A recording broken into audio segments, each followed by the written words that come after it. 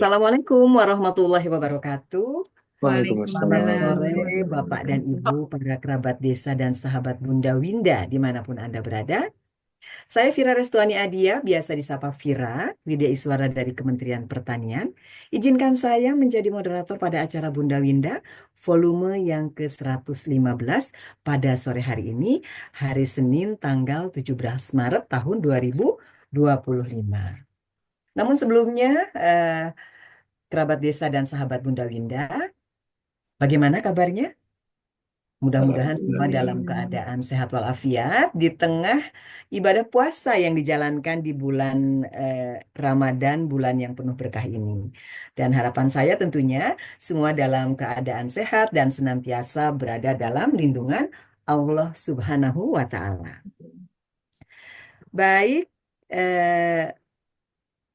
kerabat desa dan sahabat Bunda Winda. Tentunya ucapan terima kasih sebelumnya dan apresiasi yang luar biasa kami haturkan kepada Bapak dan Ibu yang di tengah kesibukan rutinnya, ya, dan tentunya juga ada kesiapan khusus di bulan Ramadan ini bagi kaum ibu yang harus menyediakan santapan berbuka puasa bagi keluarga, tetapi tetap meluangkan waktu untuk bergabung bersama di acara Bunda Winda, berkarya untuk desa, Widya Iswara, Cinta Desa. Baik, Bapak dan Ibu, para kerabat desa dan sahabat Bunda Winda, ada hal yang istimewa di kesempatan hari ini karena pada kesempatan hari ini kita akan menghadirkan narasumber yang luar biasa. Namun sebelumnya, seperti biasa, kita akan bersama-sama mengikuti dan mendengarkan pengantar dari program Bunda Winda. Untuk itu, kepada wali program kita, Bapak atau yang mewakili Bapak Juniawan, Dr. Juniawan, kami silahkan. Baik, Bu Vera, terima kasih atas kesempatannya. Assalamualaikum warahmatullahi wabarakatuh. Selamat sore, teman-teman sekalian, kerabat Bunda Winda. Alhamdulillah kita panjatkan kehadirat Allah, Tuhan Yang Maha Kuasa. Hari ini kita sudah sampai pada episode yang ke-115 ya, ya Bunda Vera, Bunda Ajeng. Ya, jadi suatu capaian yang sangat membanggakan ya. Dan ini di bulan Ramadan lagi ya. Jadi sangat dimaklumi kalau keadaan misalnya suatu ketika terjadi seperti ini ya, karena memang waktunya juga memang sangat-sangat kritis ini. Ya, namun dengan pentingnya materi pada hari ini yang juga disampaikan oleh orang yang kompeten di bidang itu, yaitu Bu Dr. Retno Darundewi, Widya Suara Badan Narkotika Nasional. Beliau sangat kompeten di bidang itu dan kita harus menyadari bahwa akhir-akhir ini kasus narkoba ini semakin merajalela. Kasus narkoba semakin merajalela dan sudah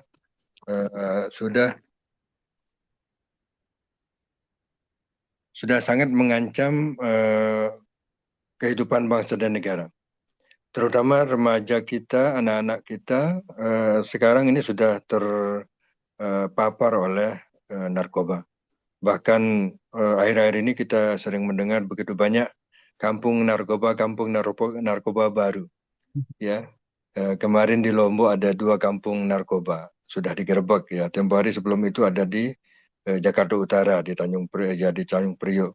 Dan di Sulawesi juga begitu banyak. Nah, ini artinya bahwa bahaya narkoba ini sudah menjelma menjadi penyakit masyarakat, ya, sangat memprihatinkan, ya, di tengah giatnya kita pemerintah untuk meningkatkan SDM masyarakat, meningkatkan kesejahteraan masyarakat, ternyata gempuran dari para penggiat narkoba, orang-orang yang menjadi pengedar maupun pengguna ini semakin bertambah banyak. Nanti detailnya kita akan mendengarkan langsung dari Ibu Retno sebagai narasumber kita pada sore hari ini. Terima kasih Bu, selamat mengikuti. Terima kasih Bu Retno atas kehadirannya pada kesempatan hari ini.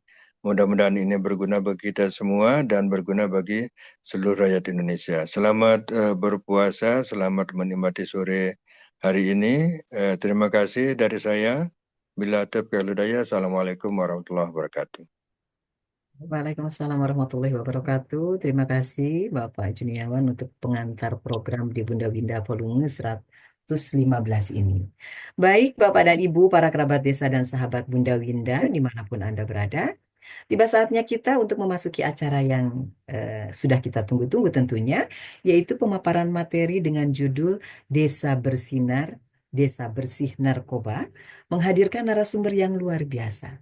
Sudah hadir di tengah-tengah kita, Ibu Dr. M. Retno Darudewi, SPSI, MSI, Widya Iswara dari Badan Narkotika Nasional. Betul tidak, Bu?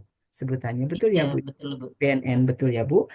Baik Ibu, terima kasih untuk kehadirannya. Selamat sore tentunya sebelumnya. Terima kasih untuk Ibu bisa bergabung di Bunda Winda volume 115. Baik, tidak membuang waktu tentunya Ibu, kami persilahkan untuk menyampaikan materinya. Baik, terima kasih Bu Vira, Pak Juniawan. Assalamualaikum warahmatullahi wabarakatuh. Waalaikumsalam. Waalaikumsalam. Suatu kehormatan buat saya bisa bersama-sama dengan Bapak Ibu sekalian. Kita ada di acara Bunda Winda. Ini satu kehormatan yang luar biasa bisa berada di tengah-tengah orang-orang yang keren-keren ya, karena orang-orang yang punya hati untuk membangun negeri ini. Izin saya share screen. Silakan Ibu. Jadi hari ini kita sama-sama mau berdiskusi tentang desa bersinar, ya. Desa bersih daripada narkoba. Nah, memang bicara tentang narkoba, ini tidak ada satupun profesi atau tidak ada satupun wilayah yang bisa terbebas dari penyalahgunaan narkoba. Kenapa bisa begitu? Ya, karena di negara manapun belum ada yang berhasil mengatasi sampai zero gitu. Narkoba ini menjadi bisnis yang amat sangat menggiurkan. Mengapa tertarik dengan Desa Bersih Narkoba selain memang program daripada BNN sendiri? Karena ketika saya belajar di Lemhanas, izin berbagi informasi ketika saya eh, ikut pendidikan Lemhanas PPRA di tahun 2022, itu banyak daripada kementerian dan lembaga larinya semua ke desa. Sehingga kalau desa itu semua tumpuannya dari semua kementerian yang ada, saya berpikir desa itu berarti harus luar biasa gitu. Sementara kita tahu bahwa persyaratan kepala desa itu boleh dari lulusan SMP gitu. Pusing kan ya Bapak Ibu ya, semua programnya masuk gitu.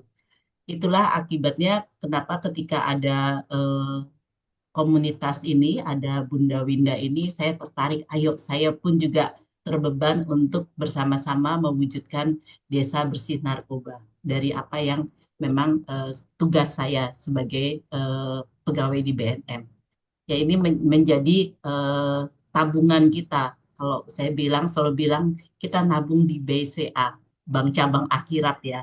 Ini akan Mhm. menjadi pundi-pundi pahala buat kita karena kita mewujudkan sesuatu yang lebih baik dan membuat negara ini minimal kita bisa membuat bersih narkoba. Nah, ini mulai dari arah kebijakan pembangunan desa dalam mendukung bersih narkoba. Kita tahu bahwa desa ini ada di bawah Kementerian Desa dan kebijakan dari SDGs desa bahwa desa itu harus sehat. Masuk dari kesehatan, desa peduli kesehatan. Nah, dari peduli kesehatan ini di Undang-Undang Nomor 6 Tahun 2014 tentang desa, bahwa desa ini harus menjadi desa yang profesional, efisien, efektif, terbuka, dan bertanggung jawab, sehingga desa itu banyak tuntutannya dari KL yang ada. Pemerintahan desa sendiri membuat pembinaan kepada kemasyarakatan sehingga desanya menjadi tentram dan tertib. Parameternya adalah penguatan peningkatan kapasitas tenaga keamanan atau ketertiban oleh pemerintah desa. Kemudian kita juga koordinasi pelatihan, penyuluhan, sosialisasi kepada masyarakat dan perlindungan ke masyarakat. kita punya tanggung jawab bagaimana kita melindungi masyarakat yang ada, terutama dengan Widya Iswara sebagai eh, pengabdian masyarakat, bagaimana kita melindungi masyarakat yang ada. Kemudian dimunculkan kegiatan-kegiatan supaya desa itu menjadi tentram, tertib, dan terlindungi. Bapak Ibu sekalian, ketika semangat transformasi di desa, desa sebagai subjek utama pembangunan, sekarang ini desa didorong untuk mengembangkan aktivitasnya. Karena itu sekarang para kepala desa kita dorong supaya mau desanya itu menjadi desa bertumbuh ya. Desa berhak mengatur atau mengurus sendiri urusan perencanaan, pelaksanaan, dan pengembangan lokal. Dia punya dana desa yang luar biasa. Nah, ini yang desa peduli kesehatan bahwa narkoba itu masuk di nomor 7, prevalensi HIV, TBC, tekanan darah tinggi, narkoba. Sebisa mungkin desanya ini 0%. Kalau desa-desa sudah tidak ada narkoba, maka pasti akan bisa menjamin Indonesia bersih daripada narkoba. Kemudian dari Posyandu juga menangani kesehatan jiwa dan korban penyalahgunaan narkoba itu ditangani oleh rehabilitasi. Ini pencegahan dan penanganan penyalahgunaan narkoba di desa, ini arah dari kebijakan Kementerian Desa. Kemudian ini juga pencegahannya harus dilakukan di desa itu sendiri. Nah, apa itu desa atau lurah atau kampung bersinar? Kalau saya selalu bilang, apapun namanya yang penting actionnya gitu ya. Desa atau kelurahan atau kampung bersinar, bersinarkoba adalah satuan wilayah setingkat desa yang memiliki kriteria tertentu untuk melaksanakan P4GM. Apa itu P4GM? Kalau narkoba itu harus penyalahgunaannya harus dicegah dan diberantas. Berantas sampai ke akar-akarnya.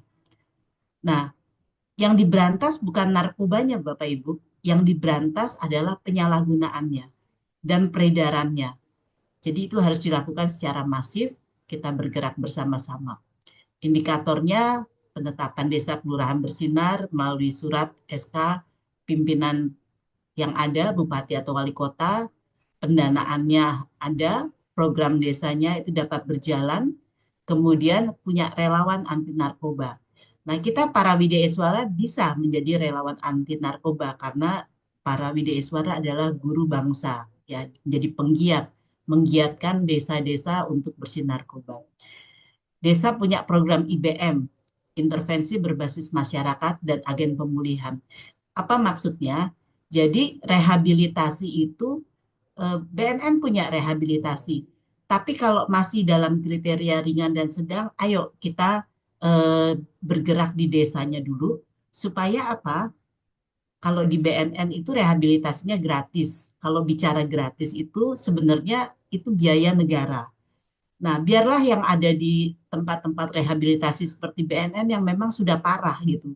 Tapi kalau yang ringan dan sedang ini masih kita bisa keroyok rame-rame lewat petugas-petugas terlatih dari IBM, intervensi berbasis masyarakat atau agen pemulihan. Sehingga Bapak Ibu sekalian, kita bisa membimbing atau mengajar bagaimana orang-orang yang punya hati untuk menjadi agen pemulihan di desa atau kampung yang ada. Kemudian masyarakat paham akan bahaya narkoba sehingga punya ketahanan, resiliensi. Kalau kita punya ketahanan, jadi godaan apapun juga tidak akan dapat tembus. Contoh seperti kita ya, kalau misalnya kita lagi puasa nih, banyak godaan. Tapi daripada kita mikirkan lapar ya Pak Juniawan ya, mending kita belajar gitu. Nah, itu salah satu ketahanan kita untuk menangkal segala bentuk apapun godaan yang ada. Ini yang harus kita miliki. Keterlibatan aktif dari instansi pemerintah di desa tersebut, puskesmas harus ikut membantu untuk rehabilitasi karena mereka punya tenaga-tenaga klinis dan penurunan tingkat kerawanan. Jadi kita keroyok rame-rame.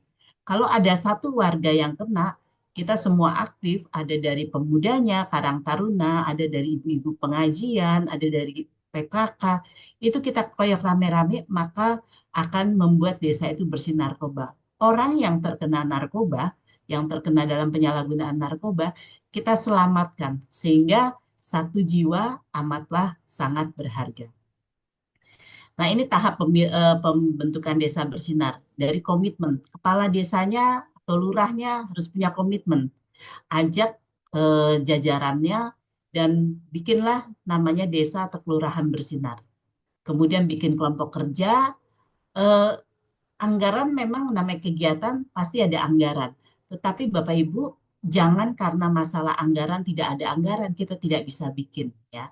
Jadi perencanaan P4GN di desa atau kelurahan kita bisa mulai menginsertkan program-program yang ada dan kita bersama-sama perang melawan narkoba. Pencanangan desa atau kelurahan bersih daripada narkoba dan program kegiatan yang ada. Nah, ini penetapan desa atau kelurahan bisa bersinergi dengan BNNK terdekat. Menyusun kelompok kerja gitu ya, dari mulai pelindung, dari bupati atau wali kota, penasehat, pembina, dan sampai ke bawahnya. Ketika itu menjadi eksistensi knowledge kan bingung. Oh, secukupnya tuh semana. Nah, itu fungsinya kan di Iswara gitu. Maksudnya secukupnya tuh semana 3 sendok. Oh iya 3 sendok. Oh segini 3 sendok. Jadi maksudnya arahnya adalah Wida Iswara. Sepertinya ya. Mohon maaf. Baik, kita lanjutkan. Ya, Anggaran silakan. dari mana? Anggaran bisa dari APBN, karena dari BNN sendiri kita ada program Desa Bersinar. Ada dananya.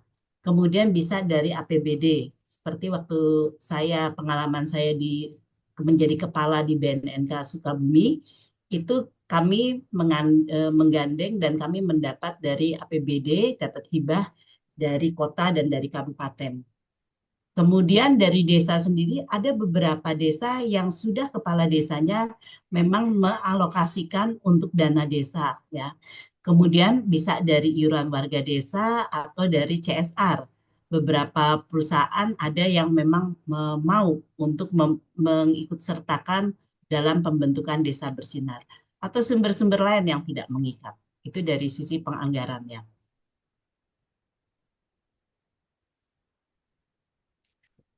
Kemudian kebijakan dana desa ini sebenarnya sudah ada dari Kementerian Desa, bahwa dana desa adalah dana yang dipakai oleh desa untuk menjalankan kewenangannya.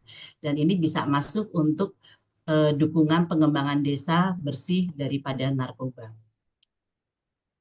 Jadi apa aja yang harus dilakukan? Ini bisa masuk dari kegiatan keagamaan, misalnya Jumat bersinar gitu ya, dari apa namanya khotbah-khotbah yang diberikan dalam rangka pencegahan penyalahgunaan narkoba, penyuluhan sosialisasi atau seminar tentang narkoba, pagelaran festival seni budaya untuk pencegahan penyalahgunaan narkoba. Kalau saya waktu itu di Sukabumi bikinnya dalam rangka ulang tahun kabupaten yang ada, itu kita masuk dari situ.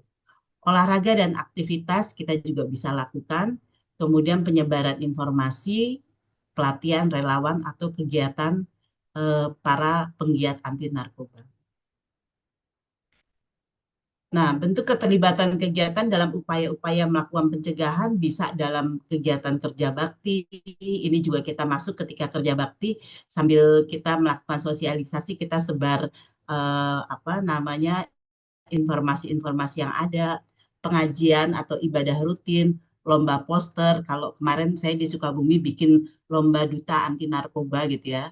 Jadi mereka para anak-anak SMA kita lombakan itu senang sekali mereka, apalagi mereka dapat sertifikat, dapat penghargaan, dan itu bisa dipakai menambah poin-poin masuk ke dalam universitas. Itu testimoni dari mereka.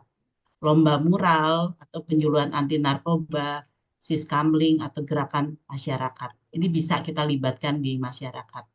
Apalagi yang bisa kita lakukan KIE, pembentukan relawan, pembentukan agen pemulihan. Bicara agen pemulihan ini lebih spesifik kepada rehabilitasi dan kita bisa cari orang-orang yang memang keterbebanan untuk menyelamatkan satu orang pecandu narkoba.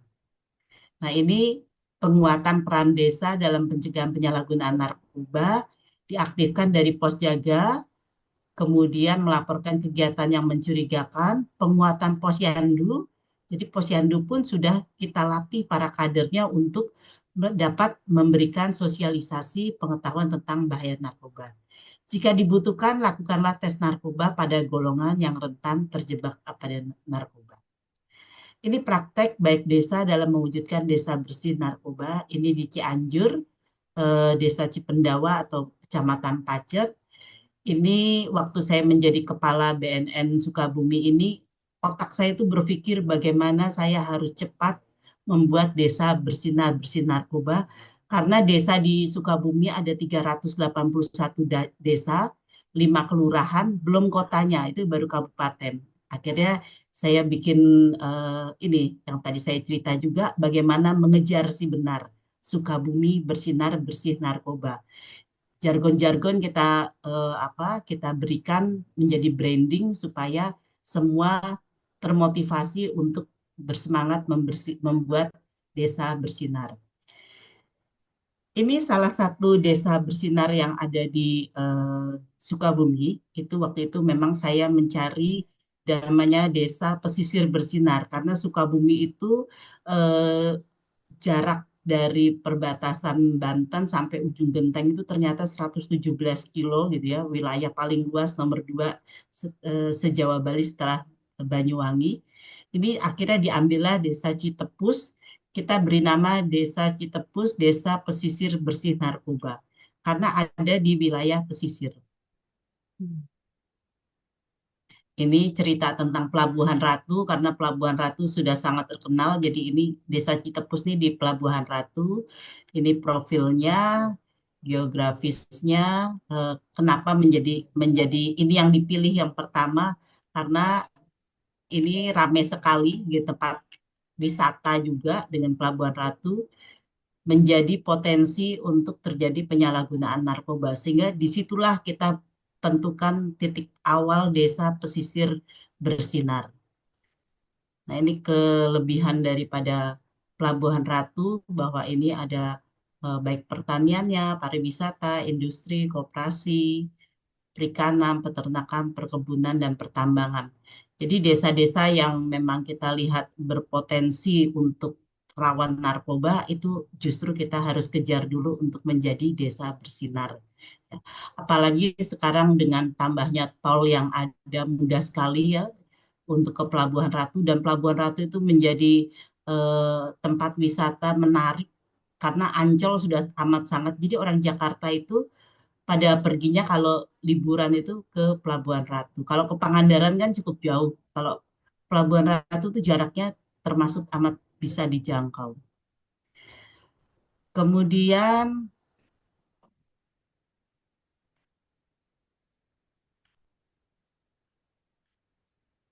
kenapa terpilih juga Pelabuhan Ratu? Karena di sini banyak turis yang ada, dan mereka eh, banyak juga beresiko untuk terjadi peredaran yang ada karena destinasi pariwisata gitu ya. Dan ini jangan sampai desa yang sudah bagus ini menjadi tempat untuk penyalahgunaan narkoba. Bagaimana caranya? Ini kita harus tetap berkolaborasi. Waktu itu kami masuk juga dari Pospol air ya, laut ya. Bagaimana kita bersinergi, melakukan integrasi dan partisipasi, bikin terobosan-terobosan, misalnya seperti lautnya adalah tempat pantai bersinar. Jadi kita bikin juga gitu ya, bikin inovasi. Kemudian kami ajak juga para eh, pelautnya di situ, para nelayannya untuk menjadi nelayan bersinar bersih narkoba. Kemudian karena kita masuk di digital ya, digital juga tidak bisa kita hilangkan.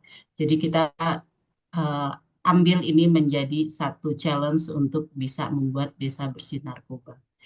Nah, ini salah satu kekuatan juga ketika saya di Sukabumi melakukan Perda. Perda itu sudah ada sebenarnya nomor 4 tahun 2020, tapi sosialisasi susah banget. Akhirnya ketika ada anggota yang ikut apa namanya eh, CPNS waktu itu Latsar, saya suruh bikin infografis, dan ketika infografis ini jadi Perda, amat sangat banyak dilihat orang gitu ya. Jadi ternyata infografis pun juga sangat membantu. Ketika dalam bentuk regulasi dengan tulisan tidak menarik, tapi ketika infografis itu ada, menjadi sangat menarik.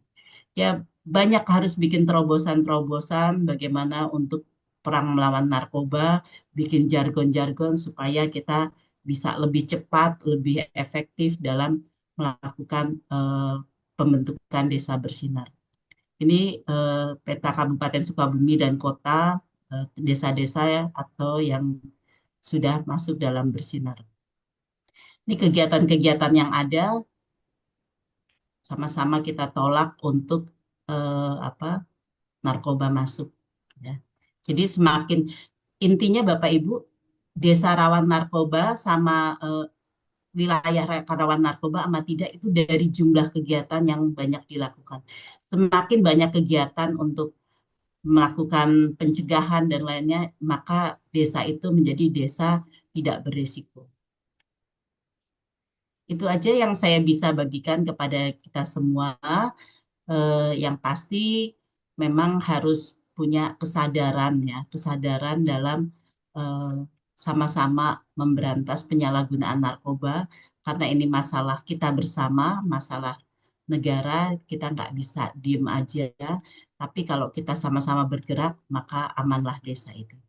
Begitu Bu Fira yang bisa saya bagikan kepada kita semua, sukses untuk kita semua. Baik, terima kasih Ibu Dr. Retno Darudewi untuk paparannya yang luar biasa ya Bu ya. Kita setiap hari dikagetkan dengan informasi-informasi terkait penyebaran dan penyalahgunaan narkoba ya Bu ya. 2 hari ke belakang di media kita juga kita dikagetkan dengan adanya penyalahan narkoba ya. Iya, Jangan sampai nanti terus 1,2 ton itu Bu. betul betul Ibu, Ibu Cuman 1 betul. bulan Februari doang. Ya, dan keprihatinan yang luar biasa adalah orang-orang yang terlibat di dalam penyalahgunaan itu ya Bu ya. Sangat memprihatinkan. Dan tentunya harapannya tidak sampai terus masuk menelusup ke desa-desa kita yang sekian banyaknya begitu. Jadi keren banget loh Bu, desa bersih narkoba. Berapa desa di Indonesia? Ketika semua bersinar, Insya Allah Indonesia semakin maju. Baik, baik Bapak dan Ibu, para kerabat desa dan sahabat Bunda Winda tentunya. Jangan lewatkan kesempatan untuk kita menggali bersama paparan yang disampaikan oleh Ibu Dr. Retno terkait dengan Desa Bersinar, Desa Bersih Narkoba. Barangkali ada yang ingin ditanyakan, silahkan. Tentunya apresiasi yang luar biasa untuk Bapak Ibu yang sudah meluangkan waktu untuk bergabung di Bunda Winda volume 115. Baik, ada yang ingin ditanyakan, silahkan. Boleh raise hand atau langsung bertanya. Saya Bu Vera. Boleh, silahkan Bapak Juniawan. Baik ya, terima kasih Bu Mbak Vera. Ini menarik sekali apa yang tadi disampaikan oleh Bu Dr. Retno ya. Saya berpikir keras ya, gimana narkoba yang tadinya hanya ada di perkotaan, di tempat-tempat tempat-tempat orang nakal ya, katakan seperti itu ya. Kemudian daerah-daerah kriminal itu. Sekarang bisa masuk ke desa-desa yang tadinya kita anggap desa-desa yang bagus, yang agamis gitu ya. Ini bagaimana kira-kira menjelaskannya Bu Retno? Ya, karena kan tentunya kalau masuk itu kan berarti orangnya kan harus pertama mesti ada orang yang mengedarkan. Setelah ada mengedarkan mesti ada orang yang menggunakan. Nah, ini kan jadi ada keterkaitan barang dan jasa lah ya, produk ke suatu produk dengan konsumennya gitu. Nah, ini bagaimana menjelaskannya Bu Retno? Terima kasih. Baik, Bu Retno, boleh langsung dijawab. Ya, baik. Terima kasih Bu Fira. Ini saya lihat di grup ini ada Bu Rotua, dia dari BNN juga. Kebetulan yang punya program Desa Bersinar ya, dari Deputi Pencegahan. Nanti boleh ikut bergabung ya Bu Boleh, Rotua, kita bisa diskusi bareng-bareng. Tapi sangat terima boleh. kasih untuk pertanyaan dari Ayahanda ini Pak Juniawan ini bapak saya ini banyak harus berguru dengan beliau. Memang menjadi permasalahan karena ternyata narkoba itu tidak hanya masuk di tempat-tempat besar, di diskotik, tapi ketika masuk ke desa-desa itu mereka itu ini bisnis yang sangat menggiurkan kalau bisa semua market dimasukin ya. Jadi itulah kenapa akhirnya program Desa Bersinar ini ada gitu. Kayak contoh ya, misalnya dari Bogor gitu ya. Kemarin itu kita pikir itu Bogor lah, Bogor, Depok itu yang rawan banget. Ternyata karena banyak sekali terjadi apa namanya pada pemeriksaan, pada penyelidikan itu larinya akhirnya mana paling gampang kan antara Bogor, Depok itu paling gampang mana Sukabumi gitu ya. Yang orang nggak berpikir apa namanya masih inilah masih kampung lah. Padahal di situ ternyata sudah banyak gitu. Nah, kasus yang kemarin itu dalam 1 bulan Februari 2025 ternyata apa namanya BNN bersama stakeholder berhasil mengungkap sampai 1,2 ton gitu. Itu lari dari Wow. mana? Dari Aceh. Aceh. Nanti saya kebetulan bikin tulisan ya, bikin tulisan juga kan kita kan Widya Suara harus seneng nulis ya. Jadi ternyata dari Aceh masuk ke Sumatera Utara, mereka coba-coba kayak misalnya ya eh, ganja di Aceh harganya mungkin 2.000 perak gitu. Di Jakarta kalau tidak ketangkep bisa sampai 200.000. Ini bisnis yang amat sangat menggiurkan. Iya, iya. Ada 2 bandar ya saya wawancarai gitu ya. Eh, Apa yang menyebabkan dia tertarik untuk menjadi seorang pengedar? Jawabnya begini, saya kalau disuruh berhenti juga nggak apa-apa. Saya ketangkep, ya sudah masuk penjara berapa tahun. Dan bukan rahasia lagi, lapas pun jadi tempat peredaran Tempat narkoba. peredarannya. Nah, 7 turunan nggak akan habis gitu. Jadi, jadi apa namanya mereka itu apa ya? Benar ya kalau saya apa cinta uang adalah akar dari kejahatan. Makanya kalau hukuman mati pun tidak menakutkan buat para pengedar. Jadi apa yang ditakutkan oleh manusia zaman sekarang? Takut nggak punya uang, takut nggak punya uang ya. Nah, Iya, jadi iya. namanya saya sih setuju ya kayak para koruptor tuh hukumannya dimiskinkan aja karena mati nggak mereka nggak takut mati gitu ya. Nah, Iya. jadi mana lagi yang bisa dikejar, Pak Bu? Bukan apa namanya banyak juga ya. Kalau kita kan namanya ya ini apa namanya yang saya dapatkan banyak kita sebagai orang tua mau menyekolahkan anak kita masuk pesantren supaya dia lebih religi. Jangan salah Bapak Ibu, ketika ketika kita berpikir seperti itu dan ini anak kita agak agak nakal kita masukkan aja lah pesantren biar biar ini biar dia lebih religi. Ternyata ketika kumpul ada nih Pak Bu, ini salah satu pesantren. Justru di situ itu malah apa namanya kumpulan anak-anak nakal gitu ya. Dan terjadilah seperti itu. Sedih banget kan gitu. Kalau terjadi seperti itu.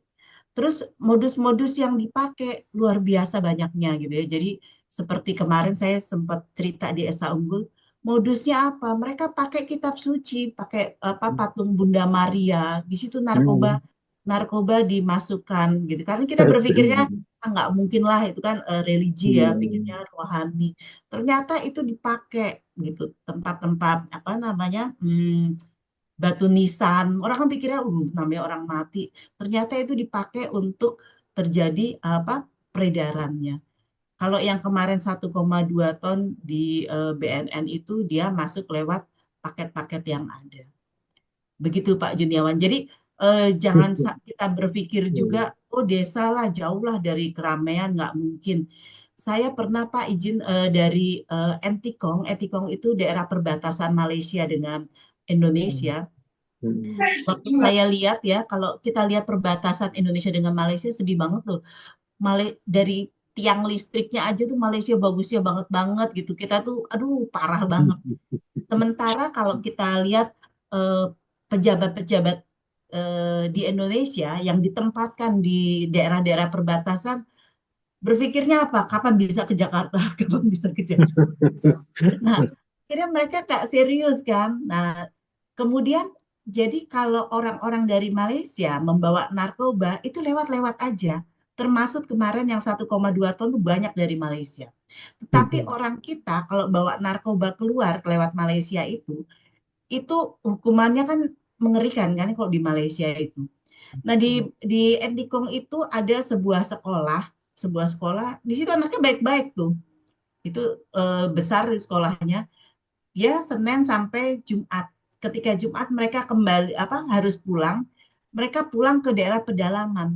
Nah, mereka bawa bawa narkoba yang dari daerah perbatasan itu masuk ke dalam. Jadi kalau kita berpikir nggak mungkin lah narkoba masuk ke dalam kan adanya di perkotaan. Nggak juga. Ternyata sudah sampai ke pedalaman pun itu terjadi penyalahgunaan dibagi gitu ya. Awalnya dibagi, lama-lama disuruh beli gitu. Beli, ya, ya, ya. Begitu Oke. Pak Juniawan. Bu Oke. Rotwa mungkin mau berbagi, izin ya Bu Fira. Silakan, silakan Ibu. Selamat sore, Ibu izin. Eh, Mohon maaf saya tadi karena Bu Retno share ya untuk event hari ini terkait materi tentang desa bersinar dan memang mungkin saya tidak terlalu banyak menginformasikan Bu karena tadi Bu Retno Daru sudah sangat gamblang ya menjelaskan tentang permasalahan tentang P4GN khususnya yaitu yang ada di desa. Mungkin kalau lihat data, Bu, kita bicara data, ada sekitar 83.794 desa dan kelurahan ya, Bu, menurut data BPS tahun 2022.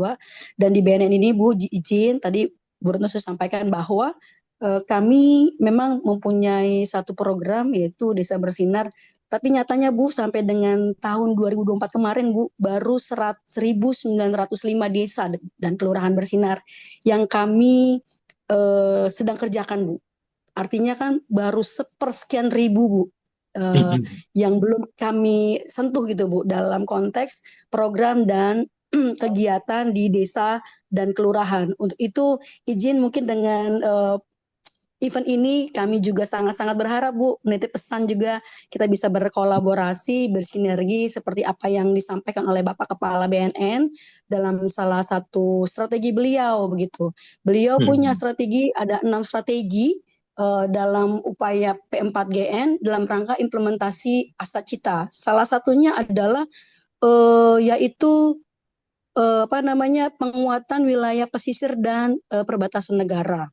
Seperti itu Bu izin. Jadi bagaimana cara memperkuat ketahanan dan kapasitas wilayah masyarakat, baik itu di wilayah pesisir dan perbatasan negara dalam menangkal penyelundupan narkoba. Tadi sedikit banyak Bu Retno sudah sampaikan, bahkan sudah diimplementasikan di daerah Ibu Retno dulu ya Bu, ketika beliau menjadi Kepala BNNK di Sukabumi. Itu salah satunya Bu. Untuk itulah kami sangat memerlukan sekali strategi yang lain yaitu penguatan kolaborasi.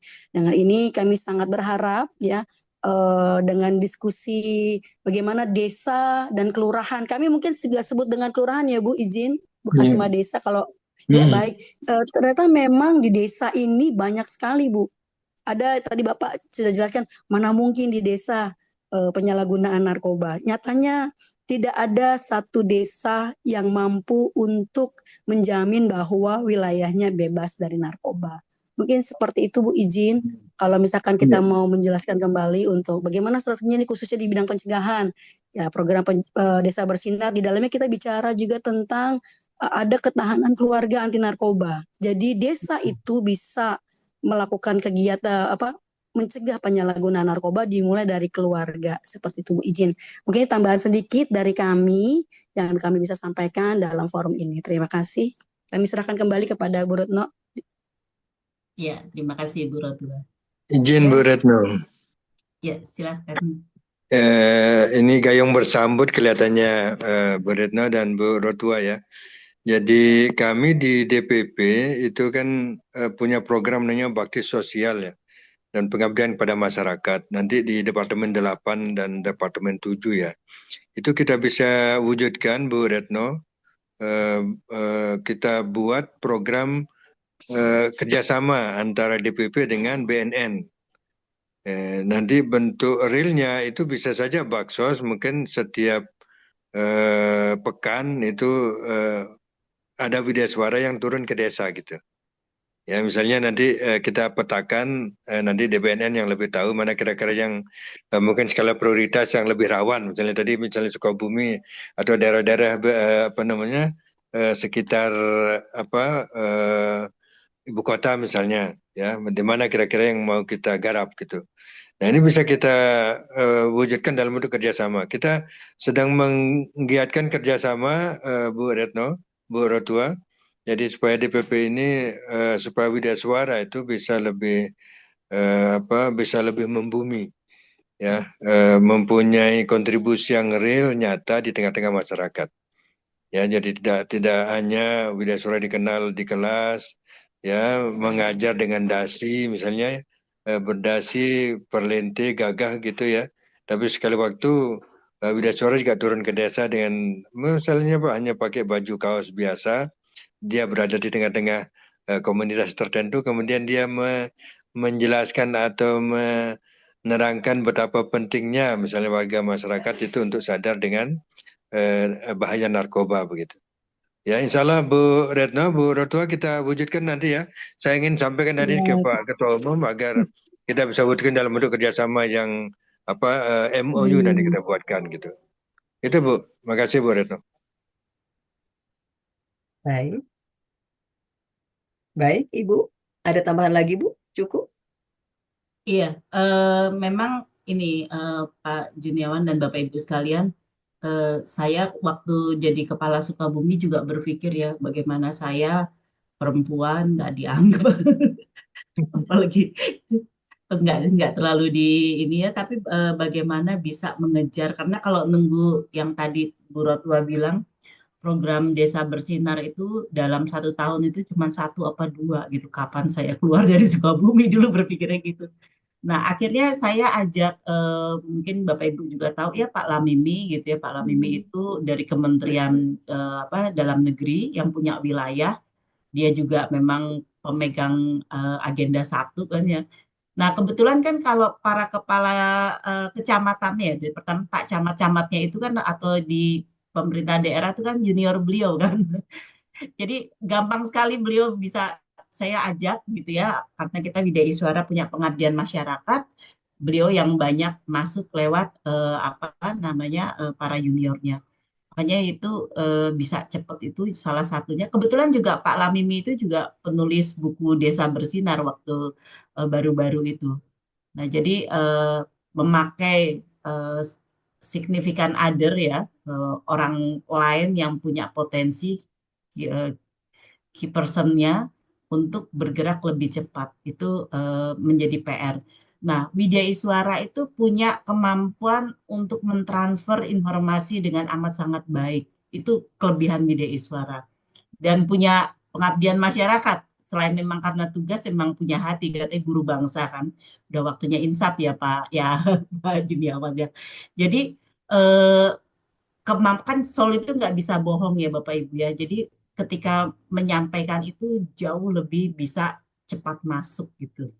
Itu aja sih mungkin nanti bisa kalau sudah lebih berlanjut bisa dibantu Bu Rotwa untuk bisa ber-MOU dengan API. Itu API itu memang profesi Widya Suara memang keren banget.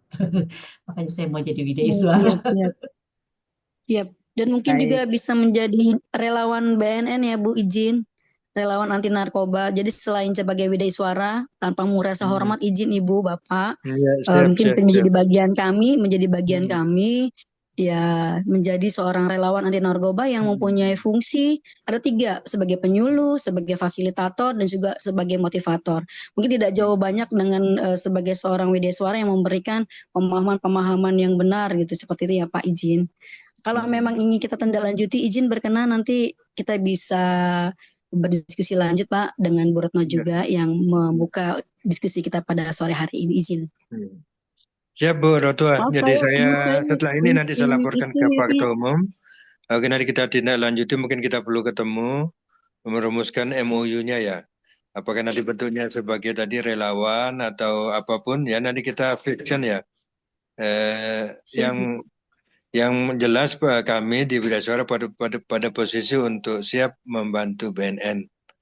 Nggih. Siap, terima kasih Bapak. Ya, kami akan Siap. laporkan juga perkembangan diskusi pada hari ini Pak kepada Pak Deputi Pencegahan ya Siap, supaya siap. bisa kita implementasikan atau kita tindak lanjuti diskusi kita pada sore hari ini. Ya, Bu Siap Roto. Bapak. Nggih, Siap. makasih.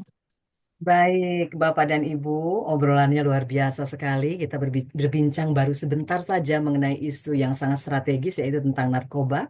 Luar biasa, banyak sekali hal-hal yang bisa terungkap di sini dan mudah-mudahan bisa membuat kita termotivasi untuk tadi seperti Ibu Rotua Sihotang. Salam kenal Ibu. Mudah-mudahan kita semua tergerak untuk mau menjadi relawan Siap. ya bagi Siap. Terima kasih Ibu. penduduk bangsa yang lainnya tentunya. Dan tentunya juga mengingat waktu nih Bapak dan Ibu. Sebetulnya ada yang raise hand, tapi waktu kita sudah tersisa 6 menit. Saya mohon izin nih Pak Juniawan, apakah kita boleh berlanjut? Karena kita waktunya kan hanya sampai pukul 17. Iya, iya, mungkin kalau karena ini bulan puasa ya, mungkin dengan berat hati kita Iya. akhiri ya. Nanti kita buka sesi kedua lah dengan Bu Rotua mungkin nanti jadi narasumbernya kan? Betul Ya, sekali Pak, jadi karena ini temanya sangat menarik tentunya ya. betul. Dan Iya. baru dibuka satu, ini rasanya kalau di udara memang 1 jam itu kurang. Mestinya 2 kali 45 menit begitu ya. Betul. Pak Di ya. ACC Bu Fira, bisa Ya, episode para kerabat berikutnya. desa dan sahabat Bunda Winda. Ya, Obrolan nanti seperti Bu ini. Ajeng yang ngatur ya. Bu Ajeng Betul, diatur Iya, siap, waktunya Bu siap. Rotua ya. Iya, Ya. siap Ibu. betul. Oke. Betul. Mudah-mudahan kita semua apa namanya mau merapatkan barisan untuk bersama-sama memberantas penyebaran dan penyalahgunaan narkoba di bumi kita tercinta Indonesia, Bapak dan Ibu. Baik, Bapak dan Ibu, para kerabat desa dan sahabat Bunda Winda dimanapun Anda berada. Demikian tadi paparan yang luar biasa disampaikan oleh narasumber yang luar biasa, Ibu Dr. Retno Darudewi, yang hadir sebagai bidai suara dari BNN. Dan tentunya ucapan terima kasih juga kami haturkan kepada Bapak dan Ibu yang sudah bergabung di Bunda Winda episode ke-115. Karena kini tibalah kita di penghujung jumpa Bunda Winda kali ini dan mudah-mudahan Bapak dan Ibu dapat memetik hikmah yang positif dari pertemuan Bunda Winda volume ke-115. Harapannya tentunya seluruh Widai Suara terus bersemangat untuk bergabung di Bunda Winda episode selanjutnya juga hadir sebagai narasumber seperti yang kita lihat saat ini dengan Ibu Dr. Dewi eh, Bu Retno Darudewi ya yang sudah hadir sebagai narasumber. Baik Bapak dan Ibu, demikianlah akhir dari jumpa kita. Terima kasih untuk kehadirannya. Mohon maaf atas segala kekurangan. Saya haturkan selamat berbuka puasa bagi yang menjalankan ibadah puasa pada waktunya nanti. Dan saya akhiri. Wassalamualaikum warahmatullahi wabarakatuh. Waalaikumsalam Waalaikumsalam warahmatullahi wabarakatuh. warahmatullahi Terima kasih Terima kasih. Bu Retno. Bapak, Terima Terima kasih kasih Bu. Bu Pak De, Retno. terima kasih Pak De. Terima kasih Bapak Ibu, Bu Bu Rotua, Rotua. terima kasih Bu Fira, Mbak Terima Ajeng, kasih Jawa. Terima Mas kasih. Putu, Izin Mas Bapak, Nair. salam Assalamualaikum kenal. Terima kasih. warahmatullahi Ya, salam kenal Bu Rotua. wabarakatuh. Silakan Salam bergabung di kenal Bunda Bapak Winda Ibu. Ibu. Kami undang Ibu Ya, nanti ke terima grupnya ya. kasih. Iya, terima Ya, kasih. salam Kami kenal juga. akhiri. Terima kasih. Pak Supri, terima kasih. Terima kasih Mbak Sama-sama. Ajeng. Terima kasih Bu Sama-sama. Retno.